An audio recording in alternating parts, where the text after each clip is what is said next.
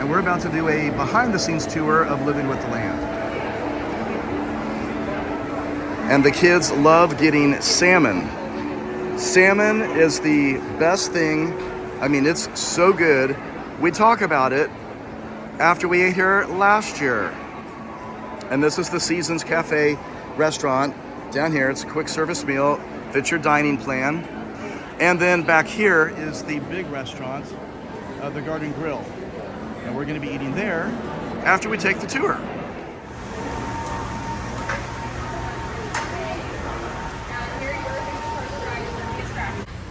In here, I like to mention what plants need. They need 5 basic things. We like to use the acronym LAWNS to describe what they need. So LAWNS. So L stands for light. Exactly. Good job. A is for air. W. Water. Good job. N. Nutrients. Good job. S is a little tricky. Any guess what S stands for? I like that word. Oh, someone said kind of. So I'll go with light, the first one. That's always a natural one. So I heard, I think, supplement. We say support. So support, or let's say they need a little bit of love, but it's support of medium food needs. Now we're going to go through hydroponics, which means we're going to use water to help deliver the nutrients to the plants. Which is really a good sustainable option. If you want to look over in this part, you can see what's called aeroponics. Aeroponics is a form of hydroponics. Expose your around this conveyor belt and get sprayed with our nutrient solution. So you are more than welcome to kind of lean over that conveyor belt, look on the inside there.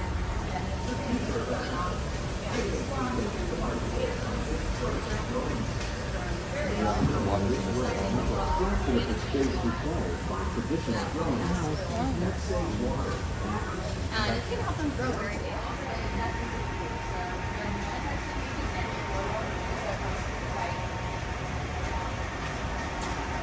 Oh my gosh, look up. Oh, so you see a little bit of those leaves, right? Totally normal.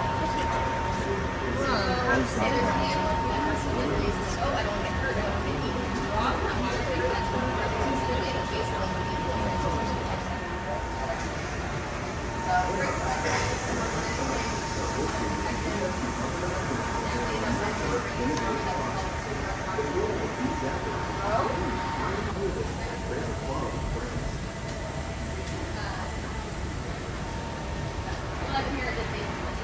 all right, I'm gonna give him a little tap. Ready?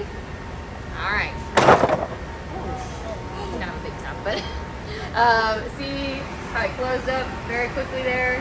So just a nice protective feature. He's a very resilient plant, though. Don't worry. About 5 minutes, he'll be good as new.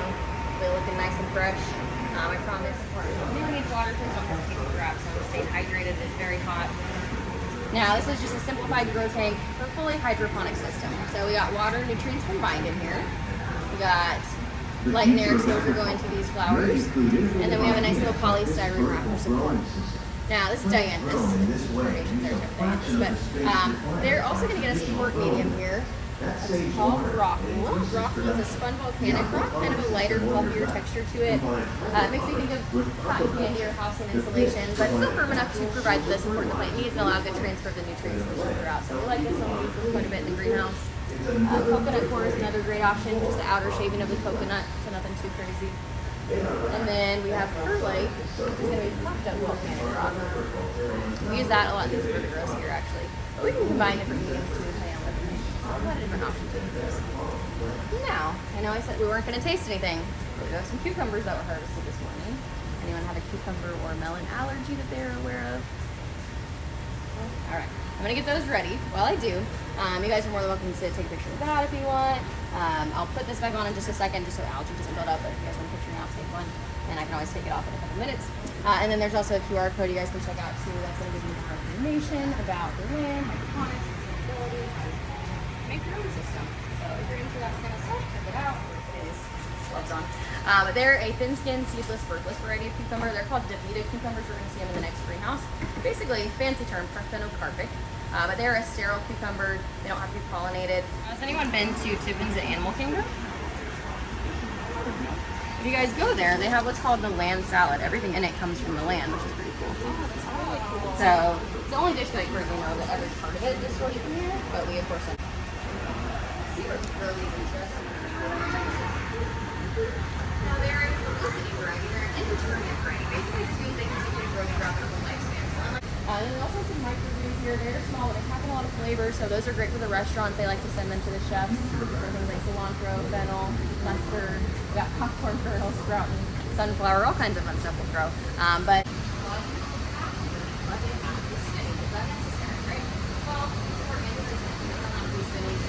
it helps with like distribution to sweet, tiny, minuscule green. But honestly, it's fun. It looks cool. You can't go on sauce.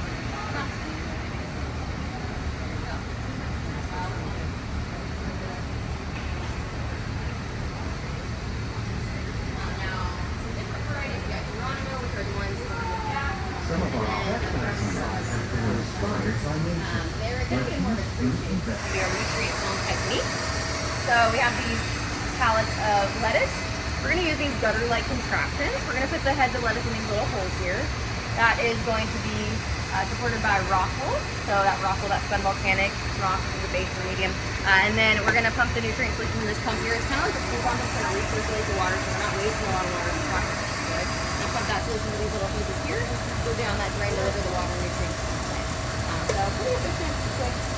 We will harvest about 500 heads a week with this system alone. To give you an idea, to be one of these platforms. So 2 on each side growing, it's about 2,000 growing at a time, essentially. Pretty fast turnaround time. We also need to filter it and sanitize everything, keep everything nice and clean throughout that process. Chiller system as well. That's going to help to chill the water because lettuce has to be grown in a cooler environment. We are in Florida. It's not cool most of the year, unfortunately. So helps them to grow the way they need to.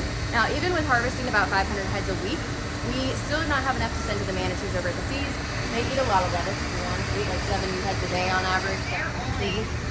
Not even a month and a half. They were seeded May 4th. It is now June 16th, so a month and 12 days. So just a little bit less than a month and a half. And this is how much they've grown. So very fast growing. They do great with the hydroponic system. And they're the #1 thing that we actually grow at the land, just to give you an idea. So we produce about 30,000 pounds of produce from all of our greenhouses combined each year. 20,000 pounds comes from this greenhouse. We got sand in here. We're growing these crops using our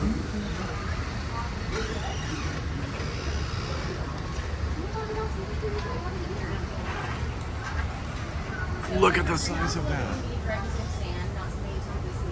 Right amount of water and nutrients for the plant right in the day, make our lives a lot easier. We don't have to go out and individually water every single thing in here. That would be very time consuming on our end. And then we don't have to use a sprinkler system that might waste a lot of water in the process too. So good, efficient system. Now the sand, a lot of people are kind of confused. Why do you have sand? Well, it's actually a support system in here more than anything. So we have it's sorghum. Anyone heard of sorghum? Anything you do with corn, you can do with sorghum. You can actually pop sorghum like popcorn, which is kind of cool. Also good gluten-free option. A lot of times you'll see gluten-free options that have things like sorghum in them. It's typically combined with other grains a lot of times, but a lot of people have gluten sensitivity to their grains that they may not be able to eat more traditional wheat. But a lot of different options, so very versatile grain. Now behind you guys, before we move on, I like to point out these walls. So these are what we call evaporative cooling systems or swamp coolers. Basically what you're going to see, there's water trickling down those panels, and then we have air being pulled through the greenhouse by the fans on the other side. That's going to help us circulate the air. The water and swamp areas it comes in.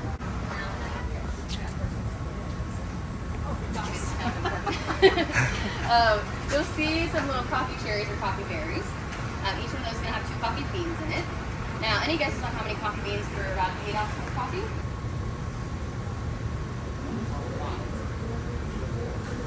Or she immediately guessed 82 one time when I asked that question. I was like, wow, that's so specific, but very spot on. She said she took a musical theory class. She learned that Beethoven preferred 82 coffee beans. They're huge.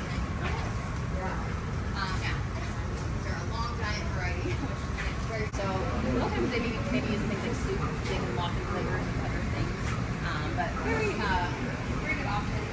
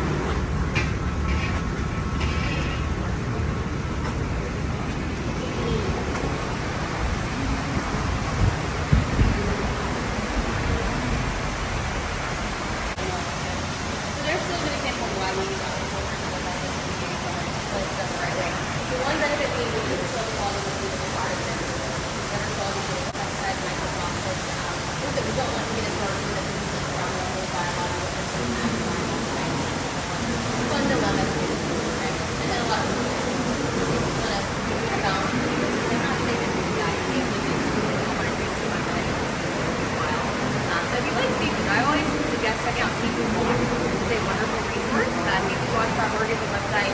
You want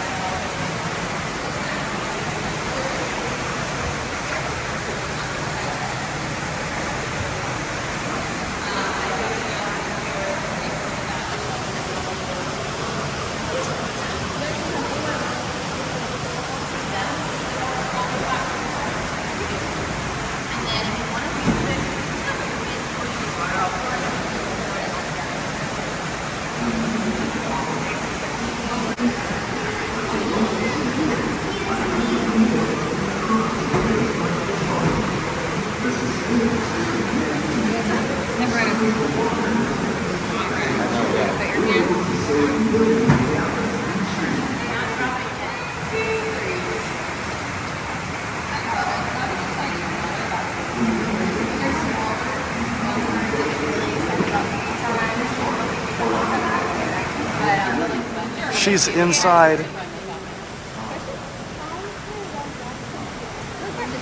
Maybe that's on the tour. So that makes it a lot easier for our aquarists and for about all the time, and also make sure that the animals are nice and healthy.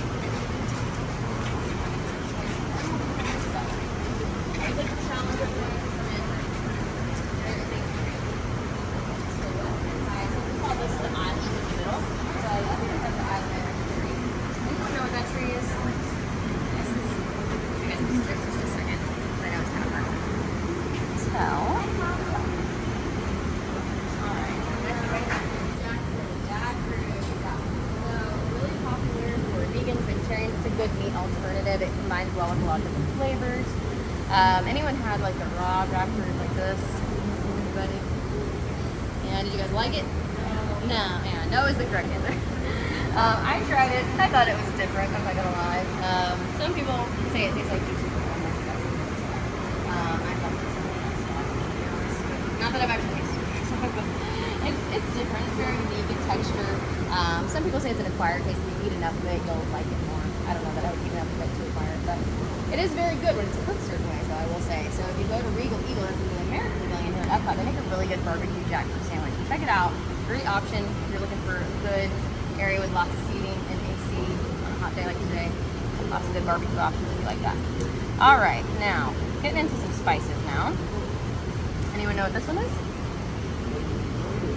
Vanilla. Vanilla, yeah. So, second most expensive spice. It is expensive because it's normally hand pollinated.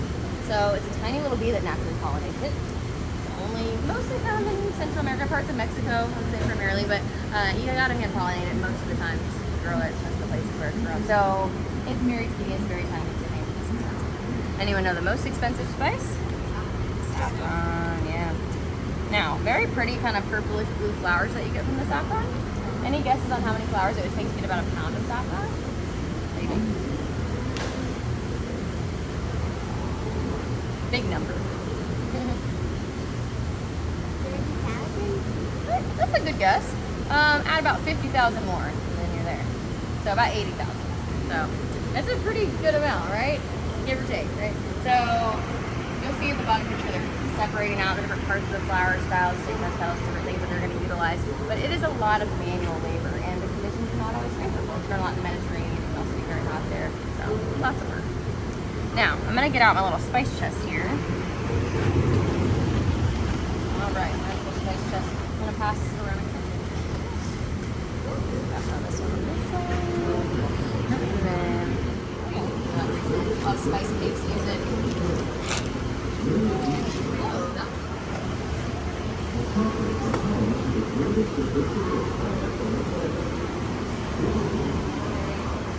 don't know about that. Can you Yeah, smell what that is one? that? Here's the top of it.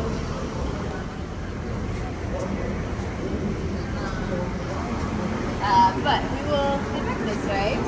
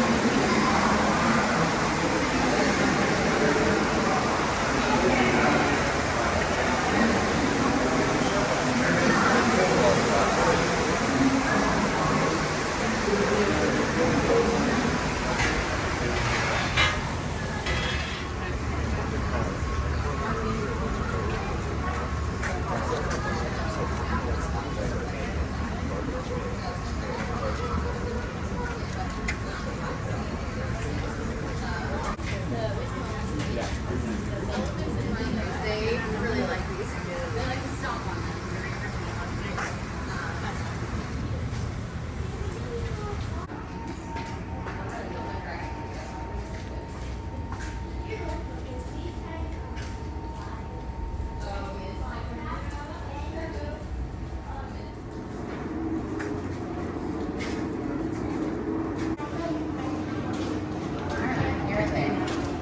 Biological controls, that's what we like to focus on the most in this room in particular. So ladybugs, lady beetles, they like to go after little aphids and mites that can do quite a bit of damage to the plant. So we like the ladybugs, they're very good. In these habitats here, we have another example of a biological control though. So you'll see we have lima bean plants in these. Dates on the planters too that are going to indicate when we first introduced the pests to the plant. So topside habitats, we've introduced what are called leaf miter flies. Now, topside has today's date, so just introduced today, so not a lot of damage yet to those topside plants, right? Bottom side, however, you're gonna see dates that are about 6 or so days ago, so you're gonna see a lot more damage to the leaves now, to the plant as a whole, but that's gonna be a cue for us to introduce what are called parasitoid wasps. So these wasps, they're itty bitty, teeny tiny little wasps, not much bigger than the flies, but they are going to help us drive those leaf miters out and help us protect the plant. So if you guys want to get a closer look at those, you're more than welcome to do so. I'm going to get a little video pulled up that's going to show you more detail on what's actually happening. So feel free to check that out. Never been on the boat ride, they come on the tour actually. I'm like, how did you find that out? I'm gonna get this video going. Also the music on the other side of the wall here, that's that last tunnel that you go through on the ride. So if you recognize the music, very calming, very soothing music. Alright, so in the video, you're going to see a leaf miter fly. This is a female. She's going to start depositing an egg in that leaf tissue. So think of the leaf as a peanut butter sandwich. She is going to try to get that egg in the peanut butter, so to speak, where it's not going to get washed away easily by rain, by pesticide, wind, anything like that. So she's going to use what's called an ovipositor to deposit that egg. You'll see it zoom in on that feature there. Try to get it right towards the center of that leaf tissue where it can persist. Good for her, not really good for us, right? Because they are a pest in this case. And she's going to get a little drink of sap here in a second. She's not eating her egg. It might look like it, but she's hungry. It's a lot of work to lay an egg, right? Lots of energy being used. And then we have what's going to be the leaf miter larva as it makes its way throughout that leaf tissue. So you'll see what looks like a little pickaxe on the front of it. That's how it gets its name, leaf miner, essentially. Just mining its way throughout that leaf tissue, doing some damage as it goes. Kind of like one of the 7 dwarfs, but we're not really doing anything productive here. Not mining for gold or gems, just destroying the plant. I was going to show you an 8-day time lapse so you can kind of see what this is going to look like over time. You guys can pass around a leaf if you want to see what that looks like. So they'll tunnel their way through, getting different sugars and nutrients from the plant. Obviously not good, but we are going to introduce that biological control to help us out. So this is going to be the parasitoid wasp now. Like I said, teeny tiny little wasp. This is another female. She's going to start tapping around, kind of sense vibrations in that leaf, but she can also detect pheromones that are coming from the leaf miner larva that's already in the leaf tissue. And she's going to deposit her egg inside of that leaf miner larva. So the goal here is that that parasitoid wasp larva is going to get a little snack. It's basically going to consume that leaf miner from the inside out. A little crazy, but very effective because we're getting rid of the leaf miners in this case and producing more of the wasp, which is actually going to help them complete their life cycle as well. So you'll see the larva basically pupate out the leaf there. We'll collect them in this corner over here so you can see these plants in the corner. They have dates that are a little further back, so they're further along in the process. That looks like, and then out of that is going to emerge our adult parasitoid wasp. We have quite a few in the little cup here today. Like I said, teeny tiny little guys. Toss those around as well. They don't get any bigger than what you see in that little cup. And we can actually release those into the greenhouse anytime we see damage from the leaf miners. They are highly specific for those guys, so they will go straight after them. That's great.